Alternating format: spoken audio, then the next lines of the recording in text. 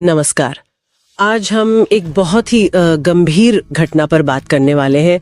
उत्तराखंड के उत्तरकाशी जिले में जो 5 अगस्त 2025 को हुआ, वहां विनाशकारी बाढ़ आई, बादल फटे।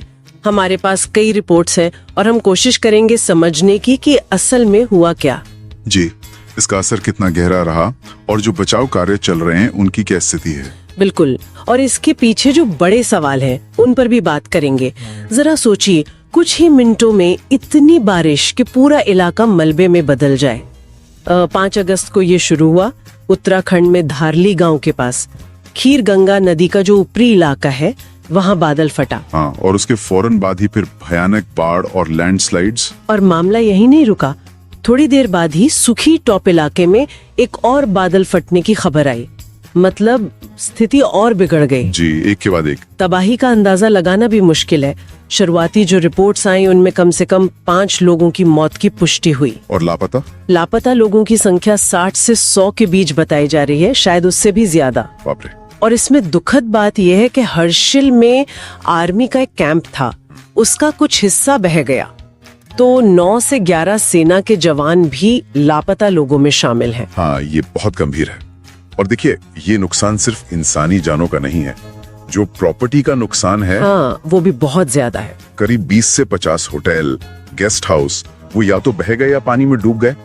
40-50 घर पूरी तरह तबाह। इतने सारे घर। हाँ, और ये सिर्फ आंकड़े नहीं है, ये लोगों की जिंदगियां हैं, उनकी कमाई का जरिया। और यहाँ एक सवाल ये भी उठता है कि क्या ये जो निर्माण थे, क्या ये नदी के बहुत करीब थे? ये अनियंत्रित विकास वाला पहलू। बिल्कुल। क्या इसने आपदा के असर को और बढ़ाया? ये सोचने वाली बात है। सही बात है।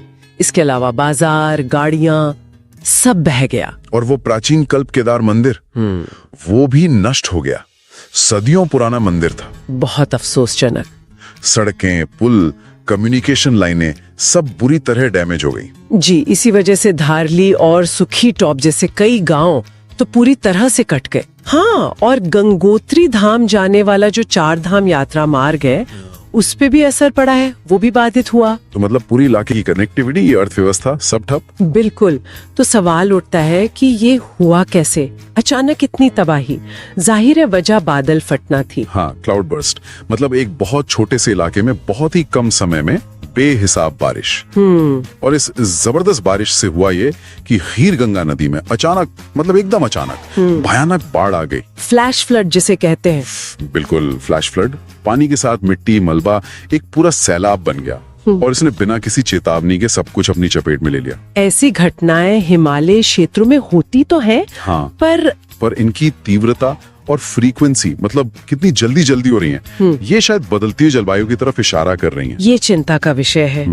खैर, इस मुश्किल हालात में एक राहत की बात ये रही कि बचाव कार्य तेजी से शुरू हुए। जी, वो जरूरी था। घटना के कुछ ही घंटों के अंदर भारतीय सेना की आइबेक्स ब्रिगेड पहुंच गई। ITBP, NDRF, SDRF सब टीमें जुट गईं। सुना है करीब 150 से ज्यादा सेना के जवान तो सीधे रेस्क्यू ऑपरेशन में लगे थे। हाँ, और अगले दिन तक मौसम बहुत खराब था, रास्ते टूटे हुए थे। इन सब के बावजूद 130 से ज्यादा लोगों को सुरक्षित निकाला जा चुका था। ये बड़ी बात है इतनी मुश्किलों के बीच। बिल्कुल। वायुसेना के हेलीकॉप्टर्स भी स्टैंड बाय पर थे, चिनूक, MI-17। लेकिन शुरुआती घंटों में मौसम इतना खराब था कि हवाई बचाव मुमकिन नहीं हो पा रहा था। हाँ, वो एक बड़ी बाधा थी।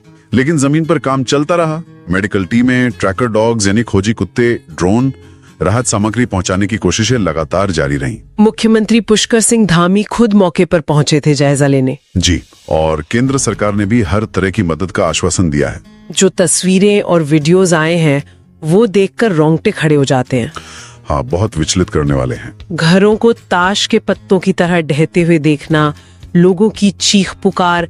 एक सर्वाइवर ने कहा, सब कुछ खत्म हो गया है। ये शब्द ही पूरी भयावहता बता देते हैं। अभी क्या स्थिति है, क्या चिंताएं बनी हुई है? देखिए, सबसे बड़ी चुनौती तो अभी भी लापता लोगों को ढूंढना है। बचाव दल लगातार मलबा हटाने और तलाश करने में जुटे हैं। उम्मीद है कि कुछ लोग सुरक्षित मिले। उम्मीद तो है, लेकिन एक चिंता और है। मौसम विभाग ने आगे भी भारी बारिश की चेतावनी दी है, तो और भूस्खलन या बाढ़ का खतरा वो बना हुआ है। और ये पूरी घटना एक बार फिर ये दिखाती है कि हिमालय जैसे जो संवेदनशील इलाके हैं वो ऐसी चरम मौसमी घटनाओं के लिए कितने वल्नरेबल हैं, कितने असुरक्षित हैं। सही बात है। ये सोचने पर मजबूर करती है कि क्या हमारी जो आपदा प्रबंधन की तैयारी है, जो हमारा इंफ्रास्ट्रक्चर डेवलपमेंट है, क्या वो इन बढ़ते खतरों का सामना करने के लिए काफी है। तो हमने देखा कि कैसे एक बादल फटने की घटना ने उत्तरकाशी में इतनी बड़ी तबाही मचाई, जान माल का भारी नुकसान हुआ और एक बड़े पैमाने पर बचाव अभियान चलाना पड़ा। जी, मुख्य बातें एकदम साफ हैं। एक तो ये कि आपदा कितनी अचानक आई, दूसरा इसका स्केल, जो विनाश हुआ वो कितना व्यापक था, तीसरा जो रेस्क्यू एफर्ट्स हुए, कई एजेंसीज ने मिलकर काम किया, और चौथा भविष्य में ऐसे खतरों का बना रहना। ये सिर्फ एक प्राकृतिक आपदा भर नहीं है, शायद ये हमारे विकास के मॉडल और बदलती जलवायु के बीच जो एक जटिल रिश्ता है उसका भी एक प्रतिबिंब है। बिल्कुल। और यहीं पर एक अहम सवाल खड़ा होता है, हम हिमालय जैसे नाजुक इकोसिस्टम वाले क्षेत्रों में विकास की जरूरतें भी हैं और प्रकृति का संरक्षण भी करना है। इनके बीच संतुलन कैसे साधें, खासकर तब जब क्लाइमेट चेंज शायद ऐसी घटनाओं को और बढ़ा रहा है और ज्यादा तीव्र कर रहा है। भविष्य में ऐसी त्रासदियों को रोकने या कम से कम उनके असर को कम करने के लिए क्या ठोस कदम उठाए जाने चाहिए, ये एक बड़ा सवाल है।